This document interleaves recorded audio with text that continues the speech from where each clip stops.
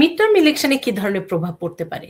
কারণ মূল্যস্ফীতি যেভাবে বাড়ছে, সাধারণ মানুষ নাভিশ্বাস, আমেরিকার কথাই আমি বলছি। জি জি জি। আমার তো ব্যক্তিগতভাবে মনে হয়, এটা আমার ধারণা না, আমরা তো যারা একটু খোঁজ খবর রাখি, বিশ্লেষণ করি, তো ডেটার উপর ভিত্তি করি, তাই না? আমরা তো ঠিক যে ইচ্ছা হলো একটা ওপিনিয়ন দিলাম এমন না। আপনি যদি এক্সিট পোল, যে মানে মানুষের যে জনমত গুলি দেখেন, সেইখানে দেখা যাচ্ছে প্রায় 80% লোক মনে করছে যে যুদ্ধের কারণে আমাদের অর্থনৈতিকভাবে ক্ষতি হচ্ছে।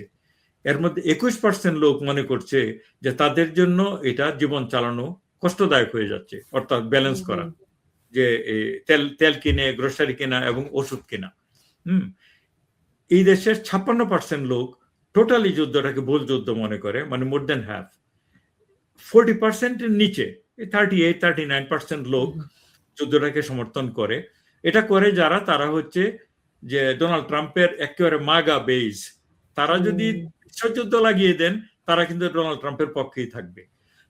তাহলে যারা আপনার নিরপেক্ষ মানুষ, ডেমোক্রেটদের বাদ দেন, ওই যে যারা ইন্ডিপেন্ডেন্টের 60-61% লোক মনে করছে যে এটা ভুল যুদ্ধ, এটা আমাদের যুদ্ধ না, এটা আমাদের জন্য হচ্ছে না।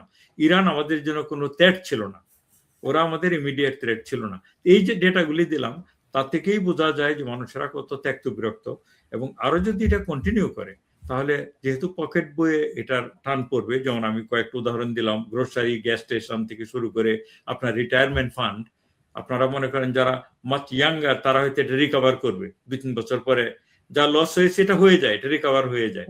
কিন্তু মনে করুন যারা 1-2 বছর বা 3 বছর দূরে রিটায়ারমেন্ট থেকে, এই লসটা নিয়ে তাদেরকে রিটায়ার করতে হবে। এটা আমি না হতে পারি, হাজার হাজার লোক দেশে আছে। এই সব মিলিয়ে আমার মনে হচ্ছে মিড টার্মের উপর এটার একটা মানে রিপাবলিকানদের জন্য একটা নেগেটিভ প্রভাব তো অবশ্যই পড়বে। এবং ডোনাল্ড ট্রাম্প নিজে এটা বুঝতে পারেন বলেই তিনি কিন্তু, দেখুন যে আপনি যদি টেলিভিশনে তার বক্তব্যগুলি দেখেন, মনে হবে যে সে ঘোষণা করে দিয়েছে আমরা যুদ্ধে অলরেডি জয় করে ফেলেছি, ইরান ব্যাডলি নেগোসিয়েট করতে চাচ্ছে, তারা দে ওয়ান্ট মানে সেটেলমেন্ট সো ব্যাডলি।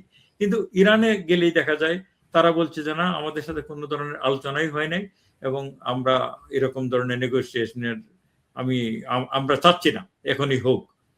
এমনকি তারা এটাও বলছে, ডোনাল্ড ট্রাম্প যখন বললো যে আমরা আর কি গ্রাউন্ড ট্রুপ পাঠাবো, মানে মাঠে আর কি আমেরিকান সোলজার, তখন যে ইরানের পররাষ্ট্রমন্ত্রী যে আরাকচি, তিনি বলছেন যে we are waiting for you, welcome. Exactly এটা তার কথা, যে we are waiting for you.